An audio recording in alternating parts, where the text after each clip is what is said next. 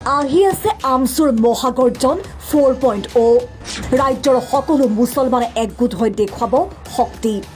ঘৰ ভঙা প্ৰতিগৰাকী লোকে পাব লাগিব ক্ষতিপূৰণ প্ৰতিজন উচ্ছেদিত মুছলমানক চৰকাৰী ভূমি দিবই লাগিব যেতিয়ালৈকে উচ্ছেদিত ভূমি নাপাব তেতিয়ালৈকে চলিব আন্দোলন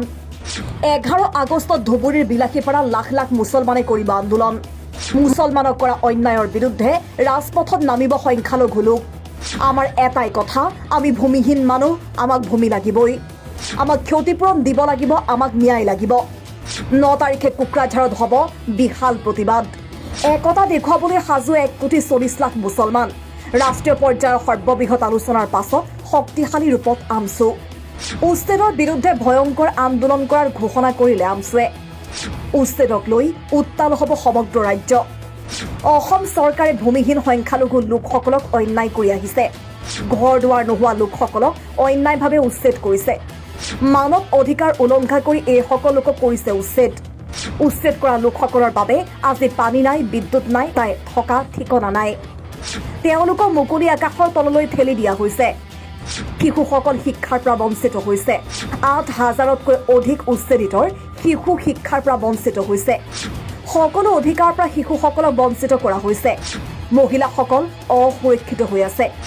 ৰাস্তাত তেওঁলোকে জীৱন নিৰ্বাহ কৰি আছে কেতিয়া কি হয় একো ঠিকনা নাই সংবিধানে দিয়া অধিকাৰৰ পৰা মহিলা শিশুসকল বঞ্চিত হৈছে সংখ্যালঘুসকলক অসমৰ মানচিত্ৰৰ পৰা নাইকিয়া কৰাৰ বাবে অপচেষ্টা চলাই আহিছে সমগ্ৰ ভাৰতবৰ্ষতে মুছলমান ন্যায় আৰু সুৰক্ষাৰ দাবীত আন্দোলন কৰিব আমচুৱে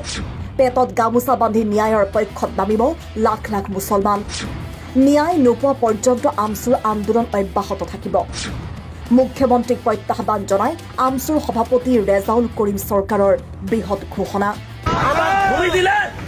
আমাক এইখন চাক চক্ৰবিষয়াৰ কাৰ্যালয়ৰ অন্তৰ্গততে ভূমি দিব লাগিব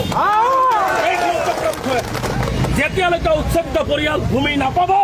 যেতিয়ালৈকে ন্যায় নাপাব তেতিয়ালৈকে এই আন্দোলন অব্যাহত থাকিব 10 দিন হৈ কৰি আছে আমিও কৰিম মই স্পষ্টকৈ কৈ গৈছো ইয়াতে 163 লগাইছে বিএনএছ লগাই দিছে মানুহ একত্ৰিত হ'ব নোৱাৰিব মই ধুবুৰী জিলা আয়ুক্ত আৰু আৰক্ষী অধীক্ষকগৰাকীক স্পষ্টভাৱে কৈ গৈছো অহা 11 তাৰিখে ধুবুৰী জিলাত বিলাসীপাৰাত লক্ষাধিক মানুহৰে গণবিক্ষোভ কাৰ্যসূচী লোৱা হ'ব দেখুৱাই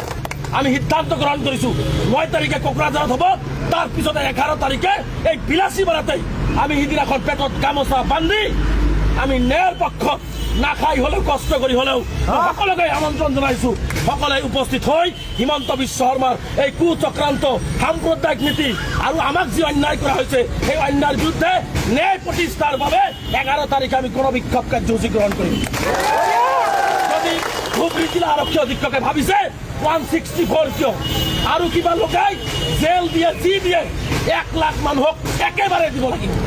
একেবাৰে দিব লাগিব গতিকে মই আপোনালোকৰ ধৈৰ্য সহকাৰে যিসকলে নেতৃত্ব লৈছে সেই নেতৃত্বৰ কথা মানি যেনেকৈ আন্দোলনবিলাক লয় আপোনালোকে সেইবিলাক আন্দোলনত সেনেকৈ অংশগ্ৰহণ কৰিব কোনো ধৰণৰ ইয়াত সাম্প্ৰদায়িক কথা বাৰ্তা কোনো উচতনিত আপোনালোকে ফল নাযাব আমাৰ এটাই কথা আমি ভূমিহীন মানুহ আমাক ভূমি লাগিব আমাক ক্ষতিপূৰণ লাগিব আমাক ন্যায় লাগিব আৰু আমি এই ন্যায়ৰ কাৰণে আমি গণতান্ত্ৰিকভাৱে আমাৰ আন্দোলন অব্যাহত ৰাখিম আজিৰ এই কাৰ্যসূচীত আপোনালোকে এনেকৈ স্বতঃস্ফূৰ্তভাৱে অংশগ্ৰহণ কৰাৰ বাবে মই আমচুৰ পৰিয়ালৰ ফালৰ পৰা আপোনালোকক ধন্যবাদ জনাইছোঁ আৰু বিশেষকৈ কৃষক মুক্তি আৰু ছাত্ৰ মুক্তি সংগ্ৰাম সমিতিৰ যিসকল নেতৃত্ব আছে মই তেওঁলোকৰ সাহসকক আজি ধন্যবাদ দিব লাগিব যে 10 দিন হয় এই নিষ্পৃষিত নিৰ্যাতিত মানুহৰ কাৰণে জাত পাত ধৰ্মক বিবেচনা নকৰি মানৱতাৰ পক্ষত থিয় দিছে এতিয়াও মানিব আমি এটা বিশ্বাস কৰোঁ এতিয়াও অসমত ধৰ্ম নিৰপেক্ষ ৰাইজ আছে